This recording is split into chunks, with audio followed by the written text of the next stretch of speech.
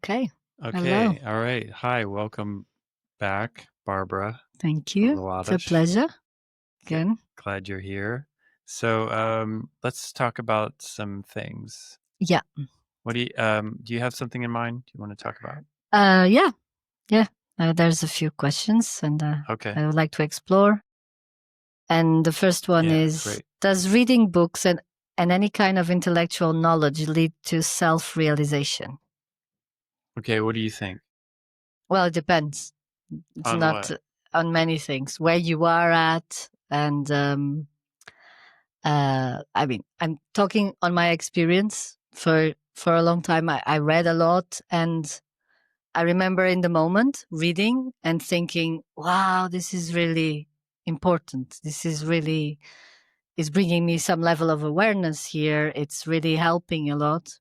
Yeah. But then I also realized that after some years, I am in a situation where I think about where I'm going through some experience on my life or dealing with whatever. And I remember that I read about this years ago.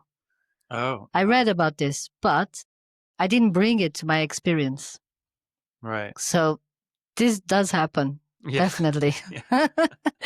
Been there. There are moments that you really feel like, wow, I learned. But did you learn? What is learning? Because I remember many times this, like I read something, it's awesome, it makes total sense in that moment, but I didn't carry it with me, that knowledge.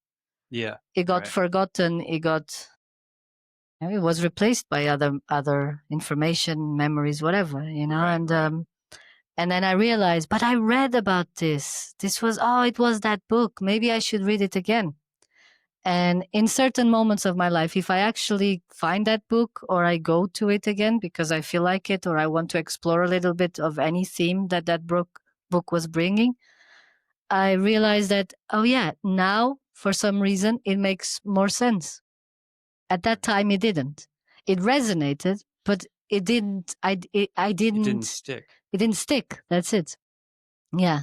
So I think that's really it's a great experience to have because I realize, even books that were really important to me, it didn't stick.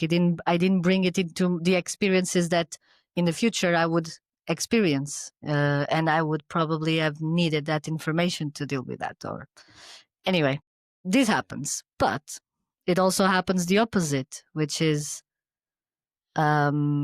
sometimes, depending on where you are or how you are with yourself, you can be in tune with the information that comes to you. There is something that attracts the right information to come to you. And for example, at this point in my life, I'm in a phase now of not reading so much. Mm-hmm. And I've always had that, like I go obsessively reading for some time and then I stop for some time. But these books that I've been reading lately, they have been really good for me. Really good. Because they clarify things. They don't bring absolutely new information to what I'm living or experiencing, but they help clarifying, they help confirming sometimes, they help me being more sometimes sure of, okay, no, this is actually makes sense what I'm doing at the moment. They do help me in that. Does this lead to self-realization? I mean, first we would have to discuss what is that self-realization exactly. I mean, there's many possibilities of what that means, but if it's what I'm thinking, no, I don't think it's that information that takes you to self-realization, but it might help you in a path of, yeah, you don't like the word path, but anyway, it might help in this awakening phase of life. I don't know. It might help because things become sometimes so much and there's so much information and there's so much ideas and so much perception about so many things that sometimes having a book that more or less clarifies or resumes things for you, to me, it helps.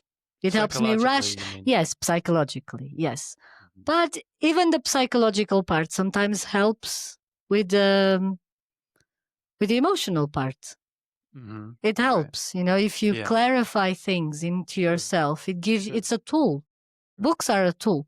Yeah. And I don't look at it as any other thing. But why would we say no to tools? Right. If they can be handy, Yeah. sometimes they can just be a weight, but sometimes they can be handy. So it's up to us to decide what is important in certain moments. Yeah. I am totally aware that what I'm reading in a few years I might have forgotten, but at this point of my life, it did help in the last months, the books I was reading that were coming to me by accident, some of them, and I really appreciated that. I really enjoyed reading them, and it helped me clarifying and confirming some ideas that have been like floating in my mind. But yeah, it is in the mind.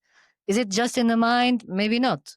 What is just the mind, or the rest of who you are? Maybe it's not just the mind. Maybe it just makes sense to everything that you are experiencing now.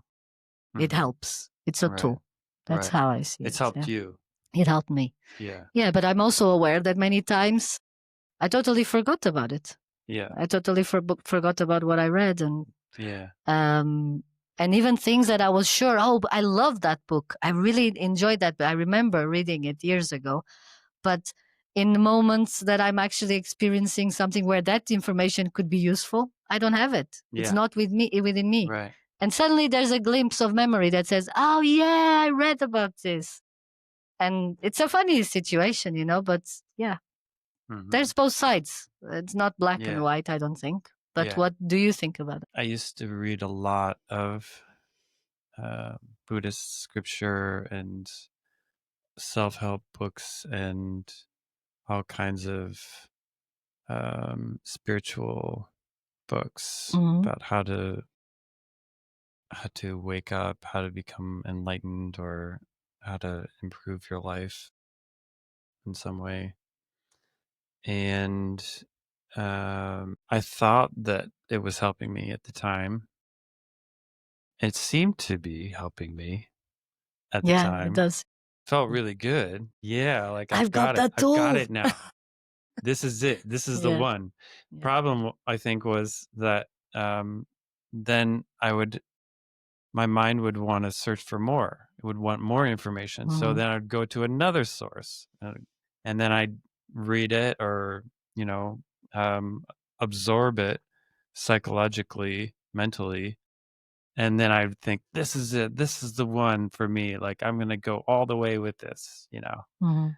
Um, and that cycle repeated for many years for me. Even while I had a meditation practice. And and then I went through a whole curriculum of Buddhism, and so there was all that reading Okay. and You going to guys had books. classes and Okay, to read. books, and also just scriptures, Ah, yeah.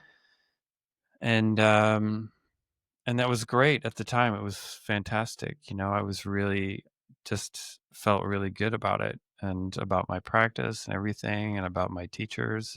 And then when all that stuff went away, I didn't really, it didn't, it's some of it stuck because I was going to classes and I was actually Mhm. doing these practices, and but most of the stuff I read didn't stick.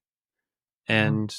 And at this point, um, I realize now that it didn't stick because it's what I'm wanting to do is beyond the mind. The thing that I was searching for, it just kept going. Like, the search just kept going. No matter what I read or consumed or classes that I went to, more and more information just led to wanting more and more information. Mhm. And then that's the main trap of spirituality, in my experience, Mhm. is that it becomes a seeking project. It's just seeking, and then you never get there because you're still seeking. So one day you read a book, um, and then a week later, like you read a book and you're like, this is great, fantastic. I'm going to do this practice or whatever, and I'm going to change my worldview to this, whatever it is. And then a week later, I just forget it. I think most people do. Yeah. You just forget about it, and then you search for something else because that didn't do it. That didn't do it for you. Um, and uh, so this is kind of like spiritual shopping. We just keep shopping for Mhm. more and more and more ideas about how we're going to escape our suffering. And so after doing this spiritual shopping for well over a decade, um, it kind of dawned on me that what I was seeking wasn't in the information. Mm. It was in The the inspiration. experience. Huh? The inspiration. The information or It the wasn't. inspiration. You put the information and the inspiration in the same place. Okay. Yeah. Inspiration Sorry, comes from finish. information, Yeah. right? Hmm. Um, it wasn't in that. What I was looking for wasn't in that at all. When I discovered it, I realized, oh, that's not what it was. Okay. It was never that. But maybe you needed to do that to come to that conclusion. It's possible. It's possible. So it does lead. It can It's lead possible. But now, because, yeah. now I know that had maybe I needed to go through that to get to a point where I was open enough to find a certain teaching and teacher that would just tell me, hey, just shut up and listen. Hmm. You know, just stop seeking and automatically you're there, Yeah. and that's what it's about. It's the opposite of trying to collect information and Hmm. reading books and watching videos of teachers and things like that. It's the opposite of that. And maybe we need uh, to be reminded of that. And in that way, yeah, maybe we have a teacher or we have an audio of someone who's telling us. So in that way, yeah, we can have things that point to it for sure. But But then would you include the same, like books, podcasts, teachers, yeah, all in the it's same all group then? information. All exactly. It's all Okay. information. But what Yeah. I'm saying is that um, 99% of what I consumed did not lead me to what I was looking for, if not more than that, maybe You cannot be totally sure about that. 99.9. I don't think so. I'm pretty sure, Yeah. actually. Okay. Yeah. Mm. It led me to a certain place, and like I said, then I was open enough to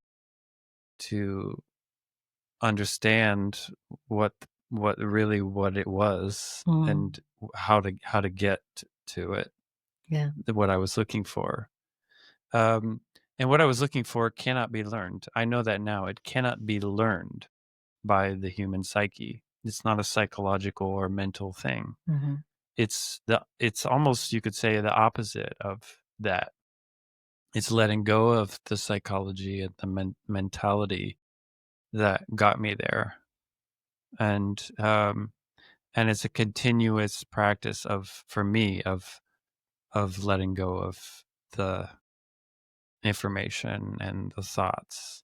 Mm. And my mind is a constant is constantly wanting new information.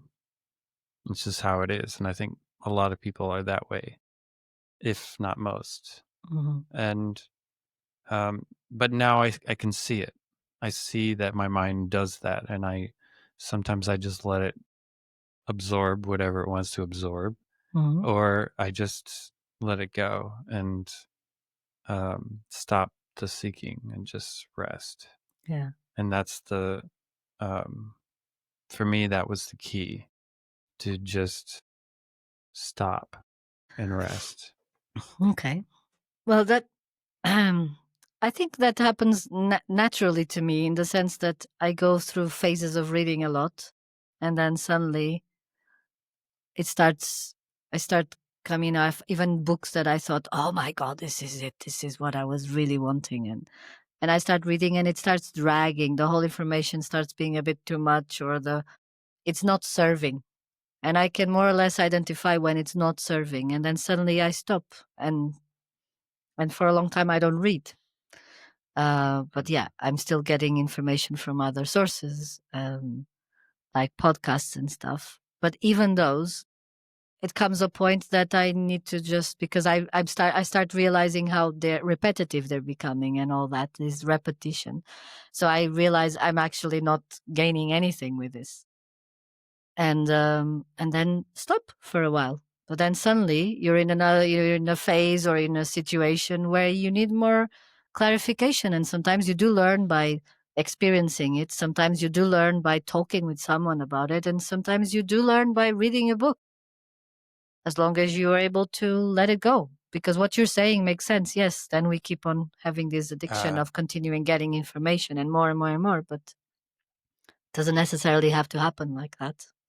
If we are, right. I mean, maybe sometimes we just naturally come to a point of. I heard a lot of people saying, "Yeah, I do. I have phases. I like to read a lot and get Yeah. really into something, and then I Yeah. stop, and I just, Yeah. And I think if we maintain that, Mm-hmm.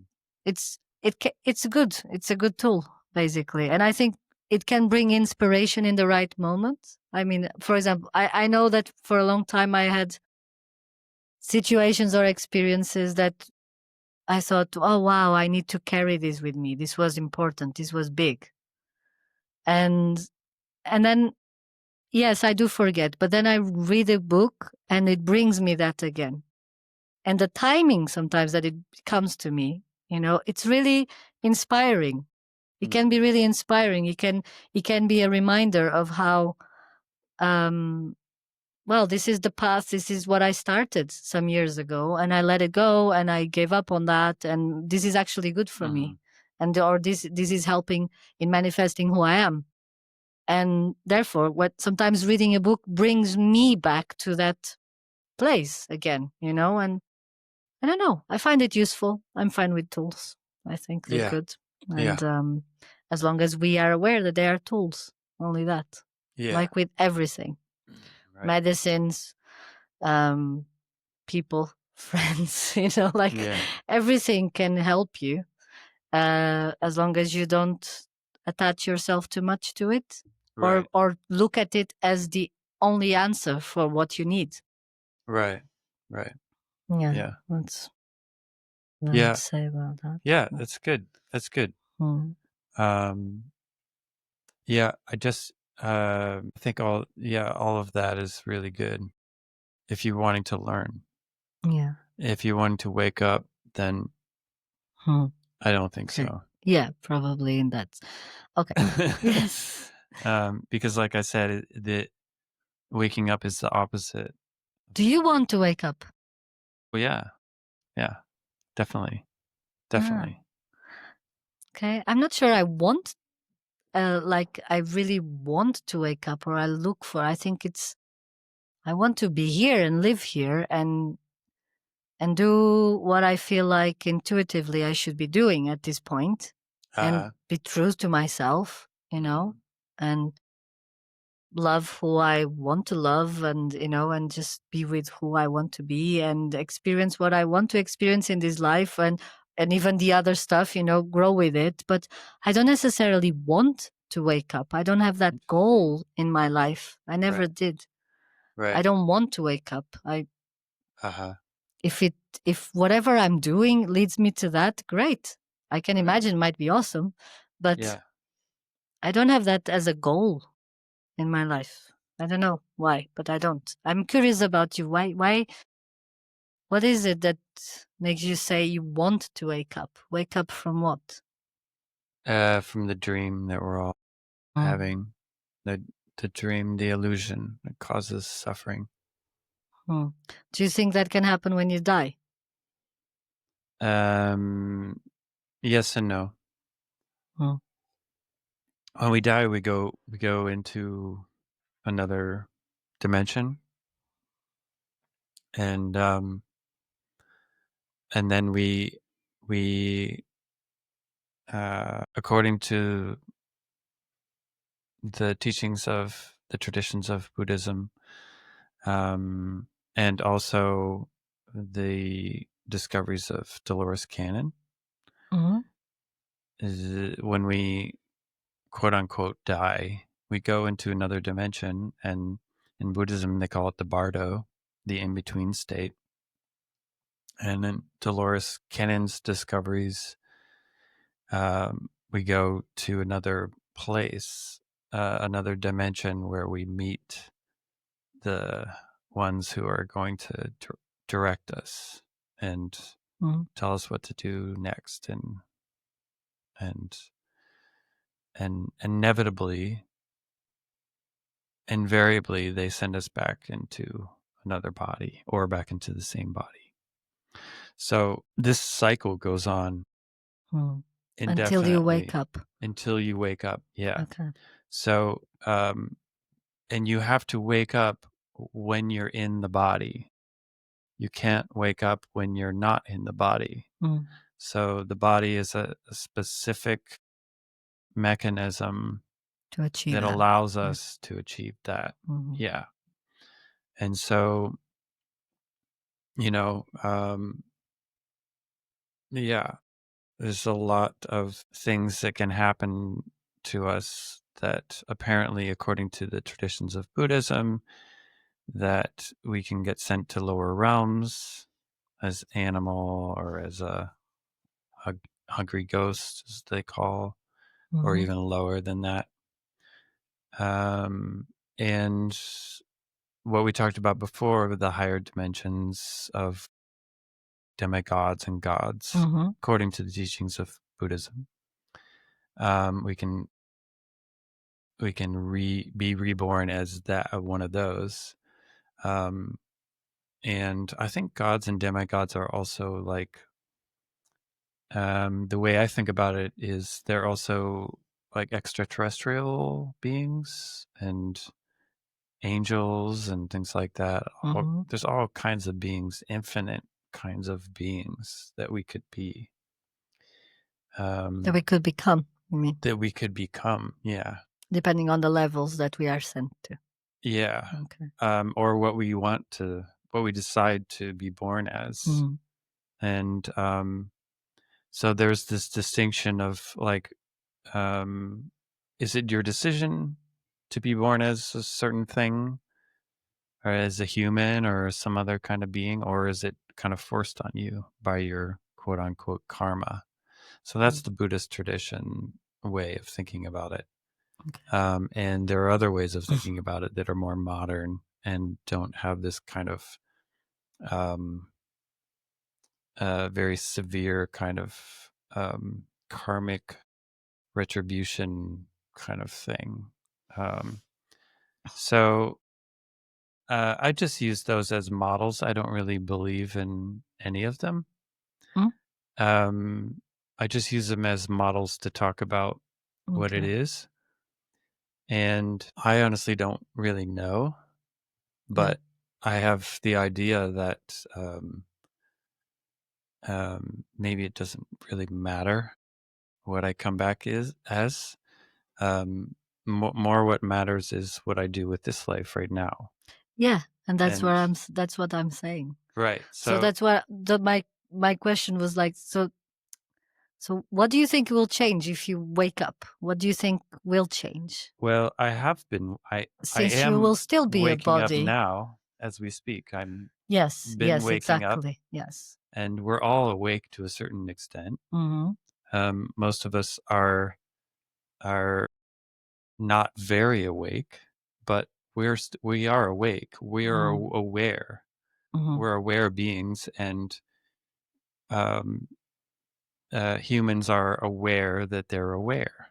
So, and they're self-aware. So a human can go, oh, I just want to become aware of myself now, and they can do that. They can turn inward Yeah. and just go into awareness Yeah. of awareness. And so that is the key to what uncovers the limitations. So that's the key to uncovering the vastness and the depth and the infinite power that we have and love. So we will be understanding that. We'll still be here, but we'll be aware of all that. Exactly. And exactly. We'll which still be will here. allow us not to suffer Everything so else, deeply, for example. no, No? it allows us Or to go handling completely suffering. beyond suffering. Completely beyond suffering. Completely beyond suffering. To total bliss all the time. Even if we are 24/7. a body here in this planet. Yes. Okay. Yes. Well, that sounds great. You Yeah. know? That sounds really If I didn't awesome. make that clear before, maybe I should have. No, you did, but you did. We had similar conversations, Yeah. but you know, now where I am, I think the repetition is important. I learned by that. Yeah, me too. So, Our repetition is very important in this game, you could say. So living here without being completely away from the sphere of suffering. Say it again. We're still here. We're Yeah. still a body. We're still walking in this Yeah. planet, in this Yeah. dimension. Yes. But we're not gonna, we don't feel suffering. We can just Exactly. be there for ourselves Exactly. and for the people around us Exactly. and just spread love. Exactly. Yeah. 100%. But Okay. we can also go beyond this realm of this 3D realm and go to the higher realms. And we can go as high as we want. We can go completely back into the oneness, which is like the highest.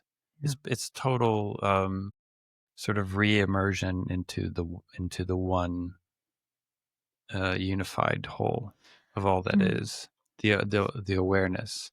But you see, whatever, I still don't take it. I mean, although I find it really interesting, the goal and the idea of that goal, I still don't feel like there's anything I can do to get there.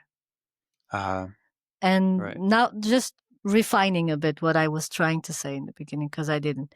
I don't think there's anything I can do to get there. It's exactly right. In my what I can do, and when people ask me, "Oh, you do meditation because you want to achieve that, and you do this because you want to do," it, but it's not the reason why I'm doing it. Honestly, the reason why I'm doing meditation is because it makes me feel good.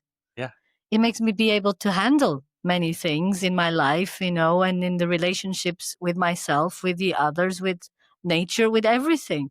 It helps me. It's and I never look at this as the way to get somewhere, because I never look at it as a goal, you know. If I'm already really happy that I'm feeling good, you know, and then I'm having a nice present moment, and it's great, you know. So I don't know. I never had this thing of, oh, I want to achieve this or get to that point, because I don't know. There's not even a because. I just don't have it, and I don't know why. And I feel like I am, you know, awakening in this process. Yes, probably since I was born, like we all are. But at this moment, it became very intense in a specific theme of things, of what is to be me, what is to manifest who I am, what is to understand who I am. You know, I'm in this process, but I'm doing it for the life here, for what I am here at the moment. I'm not doing it for something in the future that I want to achieve, basically. I never had that. If I can explain, but great. I mean, good for you. That's fantastic. But the fact that you're not making it into a goal in the future is, I think, way better than if you were making it trying to achieve something in the future. Yeah. You know? I have the feeling, because then you're not trying. It takes away all the trying and the goal-oriented achievement type of like way of thinking, you know. And that's half the battle, as far as I'm concerned. About, you know, going deeper is just here and now, and there's no goal to get to. It's just going deeper and into the now, right now. Yeah.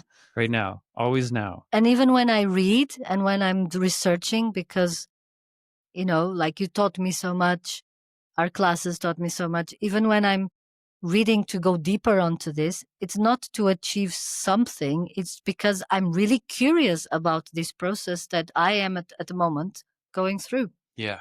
And Yeah. I really want to know more because I'm curious. Yeah. Great. Yeah. It's fantastic. It's really good.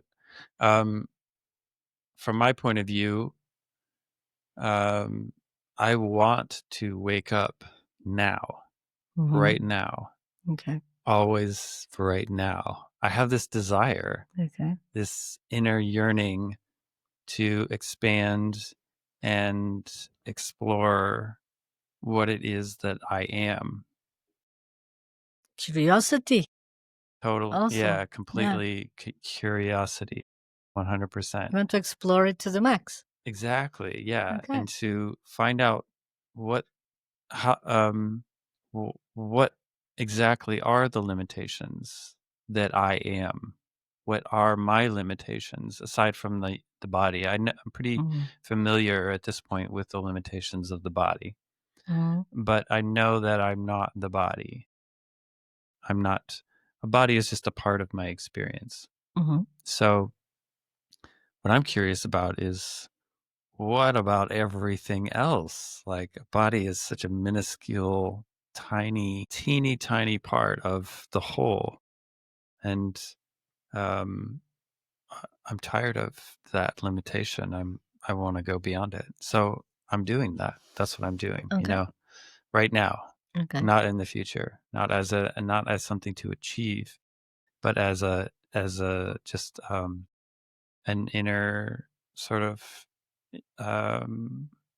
desire to expand. Yeah, and I get that. That I feel the same. Yeah. But not so much into the body reality. I'm fine with my body reality. It's more my emotional reality. maybe maybe that's what I would like to, explore deeper and understand how, I cannot let myself go or drown into a thing, a way of being that I can actually change, because I can change that. And I've also been realizing that, and so I want to explore more of that. Yeah, like not letting your emotions get the best of you. Yes, exactly. And be able to feel more secure and more, free, less afraid. Yeah. Yeah. Yeah. That to me would be enough. Totally enough. You keep going and going the way you're going, and you're I'm sure you will Well, you will experience that. hope so. Yeah, for sure. For sure. Yeah. So what else do you want to talk about? Well, this is a good one. Do you believe in prayer? Prayer. Yeah. Prayer, in a sense, I mean, there's many interpretations of what prayer can be, but I think in general, for most people, and me, I mean, I grew up in a Catholic country, so there's this idea that you talk with God, you ask to God, you request, so you beg almost. Right. Do you believe in that? If that serves a person, but prayer is for people who don't understand who they are. They Yes, think that God is it's something outside of themselves. But even prayer can be to yourself. The other day, I was in a Tamashkal and I was like doing kind of a prayer, and I realized I was doing it to myself, and it felt really good. And I never got used to praying to God. I was forced to do it as a kid. I never really liked it. I was taught how to do it by my grandmother. But the other day I thought, oh yeah, I'm praying, but I was praying to myself. I spent the whole Tamashkal praying, but to myself. And I was just thinking, great. What does this mean? I'm just thinking, what is your opinion about that? Praying to a God, I already know. You don't believe that, obviously, because we are God. But we are God. when we're talking if you're praying to yourself, to me that's mantra. Okay. That's a mantra. We use mantra as like a mnemonic device to put ourselves in a certain place, Yeah. or to take us out of the thinking mind, to remove us, detach us from the suffering mind, all the chaotic thoughts, beliefs. Yeah. And The focus. mantra is in my experience used not just in the Vedic traditions, also in the Buddhist traditions and in other traditions too, um, um, to bolster your practice. To keep Mhm. you in the calm abiding. You know, Mhm. and also to do other things that you want to experience, Yeah. expand in ways that you want to expand in, and Clarify a path or a yeah, I mean, there's process. many Yeah. different Yeah. ways that you can use mantra. I So, love that perspective of mantra as prayer. Yeah, makes total sense. Never and thought about that. it's always to Yeah. yourself, because Yeah. you are it. Yeah, You're exactly. it. Yeah. Yeah. That doesn't exist Yeah. outside of you.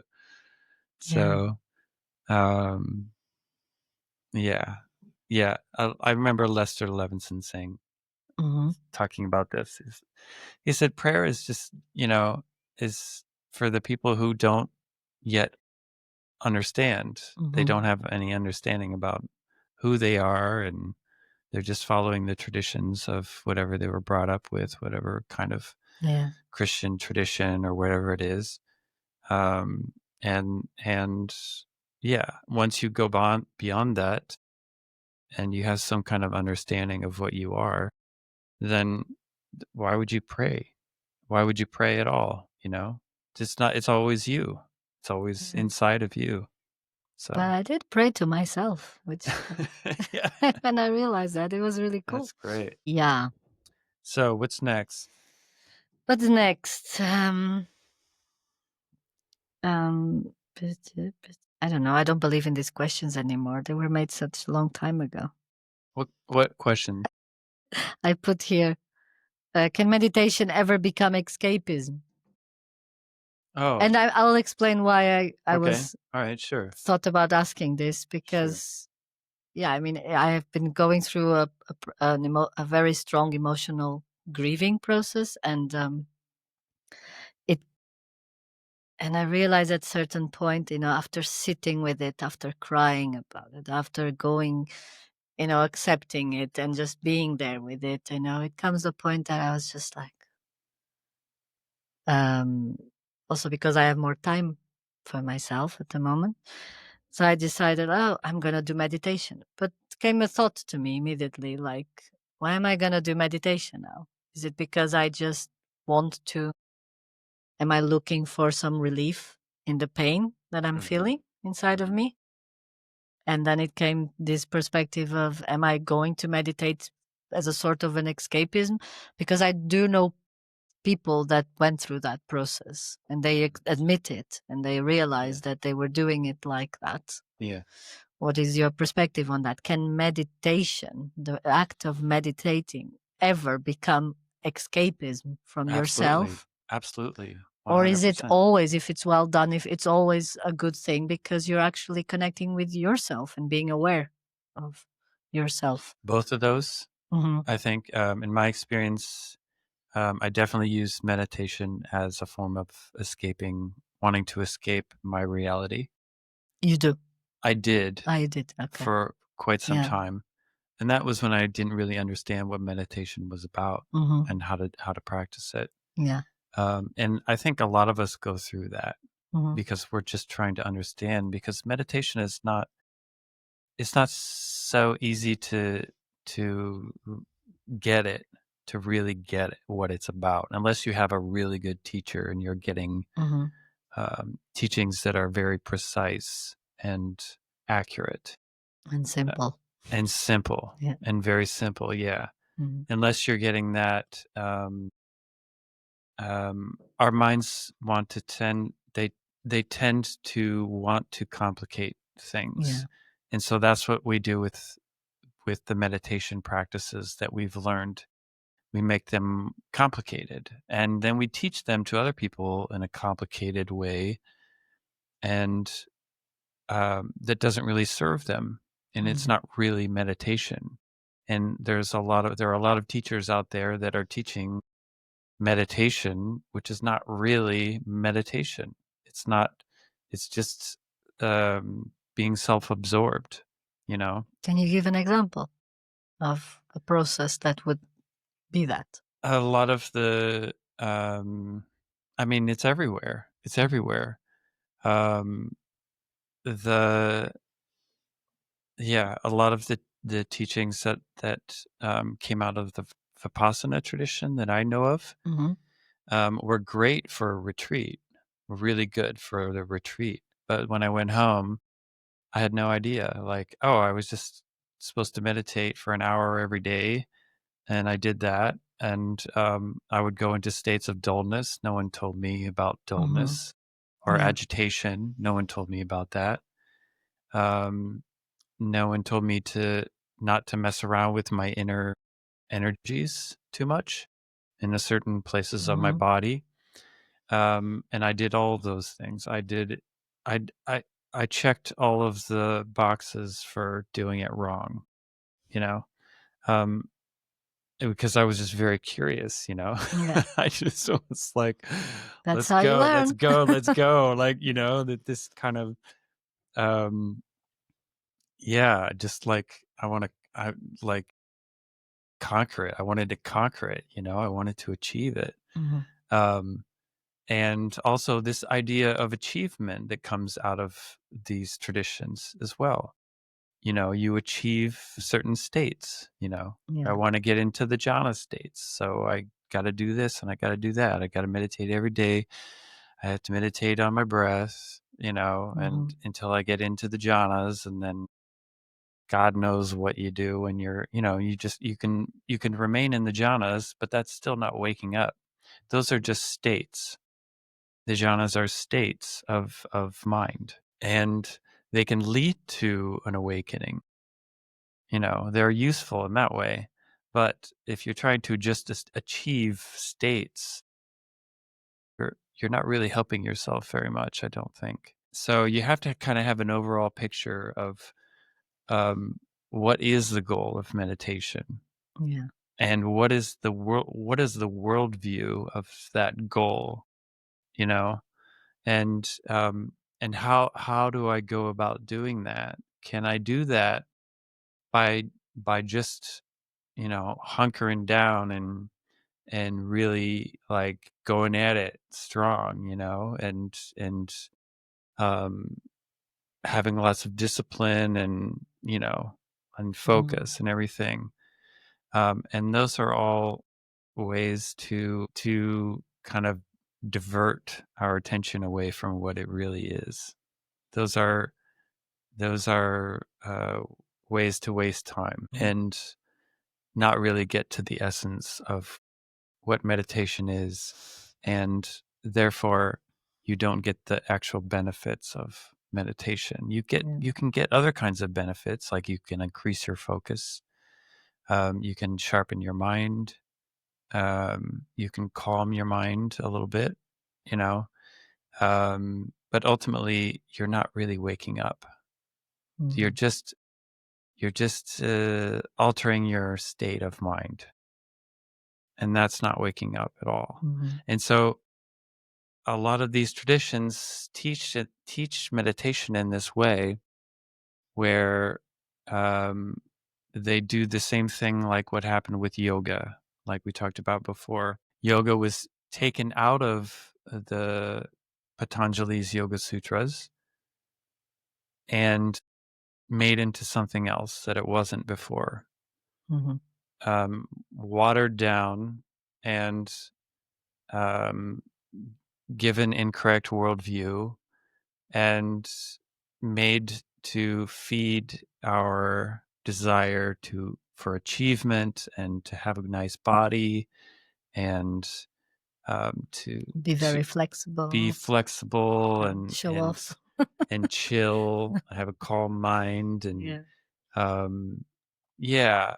it got turned into something that was materialistic, spiritual materialism at its best, Yeah. So that happened with meditation, and so yoga is 1/8 of the teachings of Patanjali's Yoga Sutras, and it's called asana. It's not yoga. It's asana yoga, and it is 1/8 of all of the parts, the 8 limbs of the yoga, of the teachings of Patanjali. And most people don't even know that, and they don't know what the other teachings are. They were all supposed to go together, as a full practice, So that happened with meditation, and we lost a lot of the actual effectiveness of meditation through all the bells and whistles of the cultures that kept them going, that adopted meditation. They added all these rituals and different ways of doing it, and kind of it got watered down. And now we're just rediscovering it again, as it has moved to the West. So how would you resume the good action of meditating? I don't know. For me, I don't know if it's wrong or not, but it makes sense to me. It's being aware that I am aware. That's it. And I'm fine with that. Yeah. Would you say that's it? That's beautiful. Okay. Yeah, it's very well put. Okay. Yeah, it's beautiful. You don't really need to do anything else, because it's not doing at all. You're not doing anything. Yeah, exactly. You're just being. Yeah. It's just being. Exactly.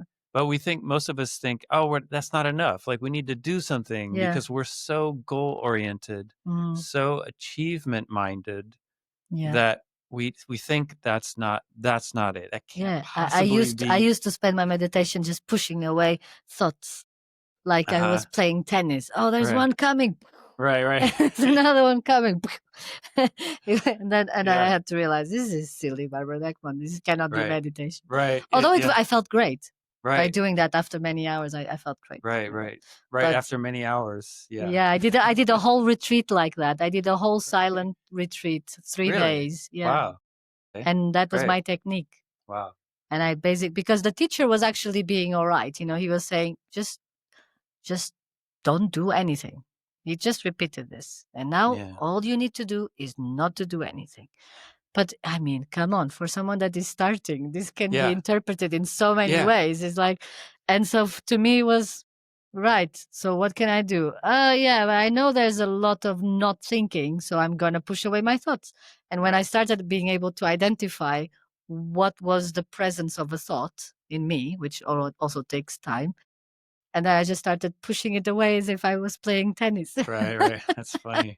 That's a good way to do it. Yeah. And even after, learning with you and doing the course with you, I still maintain that way, although a bit more disguised. Yeah. But gradually, I started understanding some other way. Yeah. And right. And this is what makes sense to me. But this was to say what? This was to say. So the question is the escapism thing. So if I am sitting and doing it like this, which you say it's the way, like being aware of myself, this can never be escapism. Even if my intention in the beginning to go and sit is like, oh, I'm done with this feeling and I'm just gonna sit and make it go somehow. Right. Okay. It still is. Is this still escapism because you are running away from your emotions in a way? But when you're actually there and you're being aware that you are aware, you're just connecting with yourself, and that is fine, isn't it? It's not escapism anymore. No, even if not. the previous intention was to do that. Exactly. But in the moment, you're Exactly. not doing that. Exactly. It just changes Yeah. But Okay. But you know that. yeah. So that you know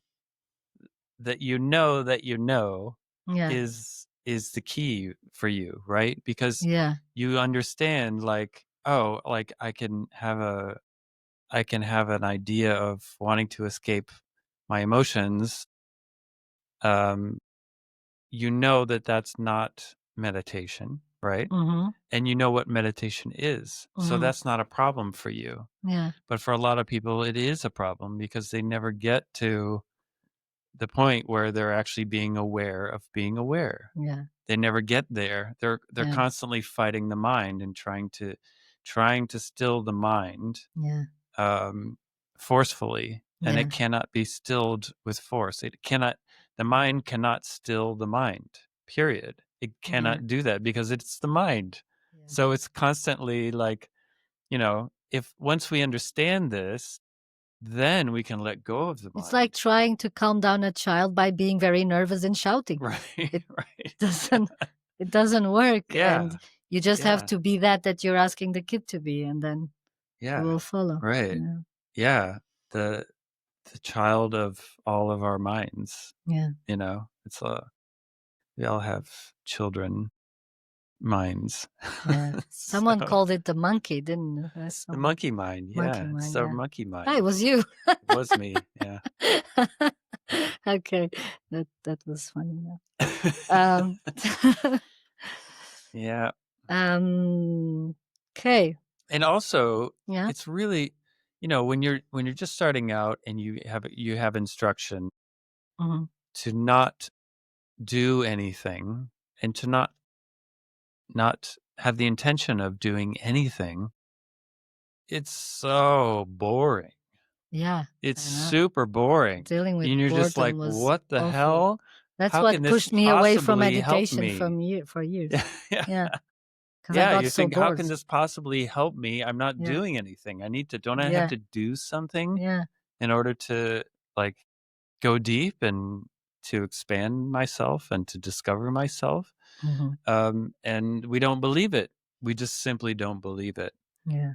And so a lot of the uh, the getting there is just understanding that simple thing, that letting go of the mind takes wisdom, takes a certain amount of wisdom to say that the mind doesn't really know.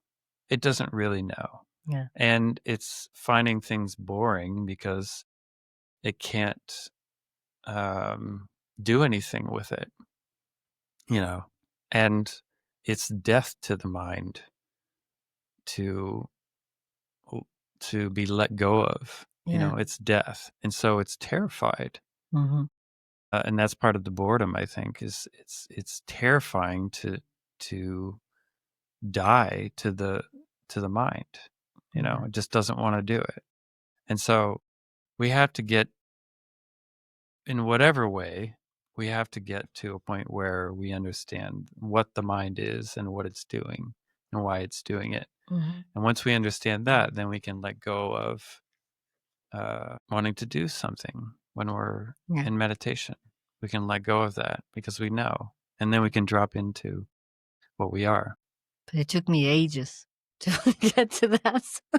It took me a while Even too. after reading a lot Yeah. about it and Yeah. but somehow in that retreat I came out of it really happy. I was so Uh-huh. happy. I felt so good. Yeah. And I was really fighting with physical pain for sitting so many hours. I'd Yeah. never done that in my life. Yeah. And the whole and after I don't know, every day I felt better and better. And then we were going to sleep. I was just like I was flying. I was Oh yeah. really, like Yeah. floating. I Right. felt so light, so Yeah. so good. I was really excited. I was Yeah. wanting to. It was a silent retreat, but I was really wanting to talk with people Oh, you and were in a group explain. retreat. Yeah, Okay. group retreat. Yeah, Yeah. I've Okay. never done. Yeah, Fantastic. But still, yeah, I wasn't meditating, definitely. Do you believe in personal growth? Personal growth. Okay. Growth. Going up and up Yeah, and up yeah, and yeah, up. yeah. That Better stuff. and better, faster, Mm. better, faster, more, more, whatever. I don't know. What are the other ones? Stronger. Stronger. There you go. Better, faster, stronger, Yeah. smarter, wiser. Okay, I got it. You don't have to continue. That's growth.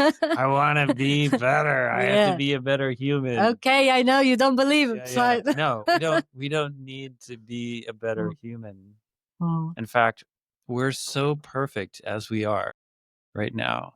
We're absolutely perfect. Whatever is going on, mhm, it's perfect. And changing the human psyche, trying to make it better, does not wake us up. It just doesn't wake us up. fine. But being a bastard or a very violent person or really, that makes so many people suffer, is that fine? Is that fine? Yes, Like that person is it's in where it should fine. be and it's what it is. It's what we're And people experiencing just at have the to put moment. up with that.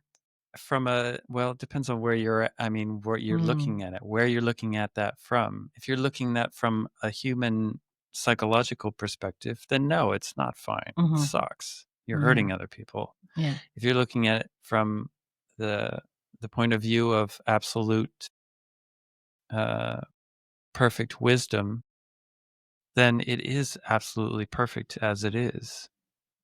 All suffering is perfect as it is. It doesn't matter what it is.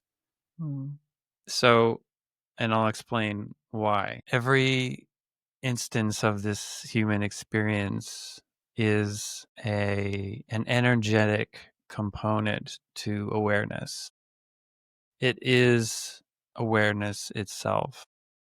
Every experience we have, every perception, good perception, bad perception,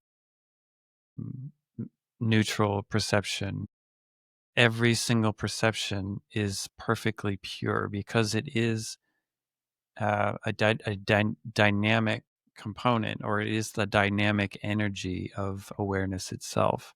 It's not separate from our awareness. It is awareness. So we don't have to try to get rid of it. So the whole idea of the realm of cause and effect is that we're trying to get rid of all the bad stuff. We want to put that aside, and then we want to collect all of the good things, right? mhm, But then the good things are constantly changing, and then the good things can become bad too, and the bad things can become good too, depending on how our perception shifts, yeah. right? And everything is changing all the time, right? Um, so one moment, like you're eating ice cream, and you're like, this is the best thing ever, and I'm just going to keep eating it. But if you keep eating it, what happens? Mm, It turns from good to bad, mhm, because then it's making you sick, and you're like, oh, like I just yeah. ate a whole gallon of, I ate a whole liter of ice cream, and now I'm never going to eat ice cream ever again because it makes me want to throw up, you know. And so that's like everything in our reality. Everything is like that. We try to pull it towards us to get the essence of it. We never can get to the essence of it. Why is that? Because it doesn't have any essence of its own. It doesn't have um, its own self. It doesn't have an independent origin. It's not independent from us. It's all the same stuff. It's all made of the same thing. Everything is made up of awareness. Yeah. So if that is the case, then everything that bad happens, every horrible thing that's ever happened is still perfect love underneath. It's just the dynamic energy of awareness. That's all it is. It's like a dream. You know, when we're in a dream, it feels like, you know, if we're having a nightmare, it's terrifying, right? And we wake up and we're like, oh, thank God, that was just a dream. Like, it's not real. It's the same thing here in this so-called waking realm. But So, if you are okay, sorry, finish. so, Mm. yeah. So, or it's like a rainbow. You know, you can chase the rainbow and you keep chasing it, but you can never get to the rainbow. And we don't put any stock in. We don't have any ideas that the rainbow is a solid thing. We just look at it and we go, "Oh, that's a rainbow," right? We don't try to get anything out of it because we know it's just an optical illusion. It's a visual, beautiful experience. But so it's also like that, where we can never actually get anything from it, and we can never also be threatened by it. Ultimately, it can never really hurt us. You know, just like a nightmare can never really hurt us. Like in this so-called waking realm, right? Unless you identify with it. Even as we identify with the dream as we're dreaming, it still doesn't affect us. I mean, it can affect us physiologically to a certain extent. Yes, you're right. Yeah. Because we are believing so deeply that that is real, right? But even if it affects our body, that's still not us, you know? Yeah. The body in the so-called waking life is still not what we are. It's still just an appearance of the perfect spacious awareness that is the essence of everything that is, of all experiences, all perceptions. But all right, yeah, And makes so sense. waking up is just becoming aware of that experientially all the time. But can't waking up, the process of waking up, you said yourself that you are in process of waking up. Yes. Wouldn't you call that growth? No, I would not at all, because I'm not growing up. I'm not going to somewhere. I'm not becoming bigger. Like growth is something that is You're growing in your awareness. you could say I'm growing in awareness, yes. Okay. But that's not growth to me. The way we normally think of growth. Yeah. We can think of growth as a physical thing, like I'm growing physically, I'm getting taller.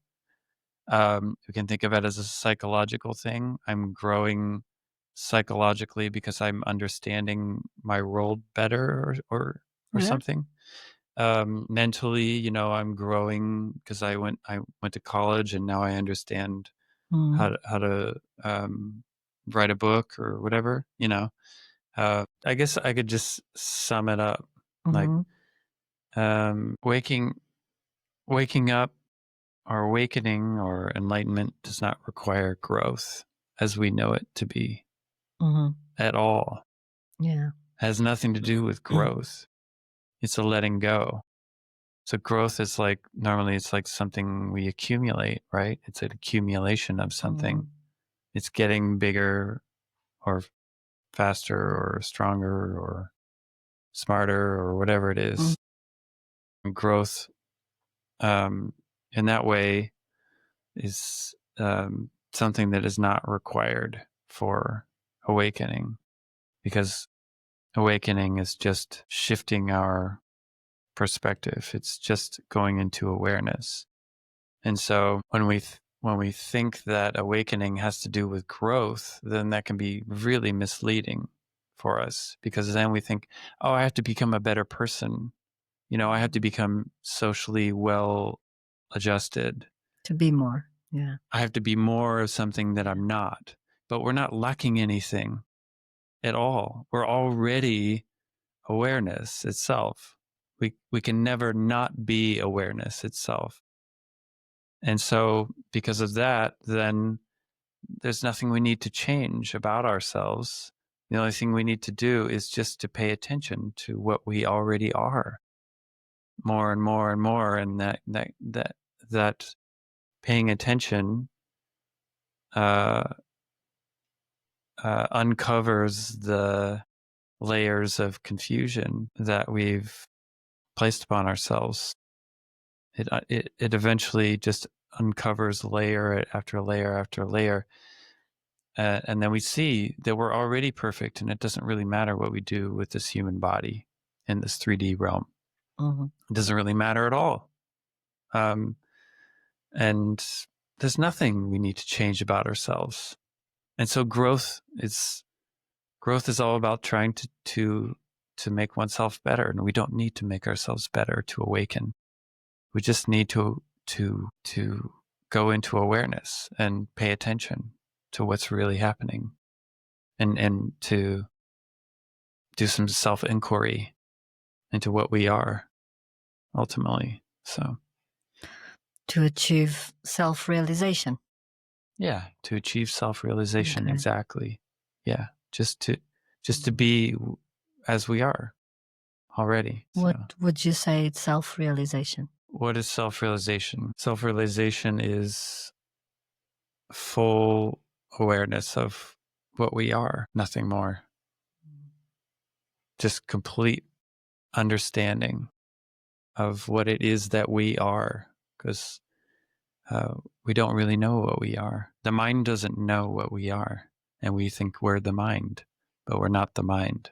So when we discover that we're not the mind, and we're not the body, that the body and the mind are just part of the whole of what we are, that they're just an appearance of what we are, then once we discover that, then that's awareness, that it's just awareness, spacious, perfect wisdom, all-knowing, omniscient, and therefore all powerful. And because we know what we are, we can go in whatever direction we want to go in, so yeah, so omnipotent, omniscient, and we have ultimate compassion for everyone and every being, and love, perfect love. Yeah, that's what happens when we discover the self, what we are. Thanks. Let's go. Yeah, that's pretty cool. Yeah. Okay. Well, thank you. Yeah. Thank you. Thank you for coming. Yeah. And we'll see you next time. Thanks. Okay.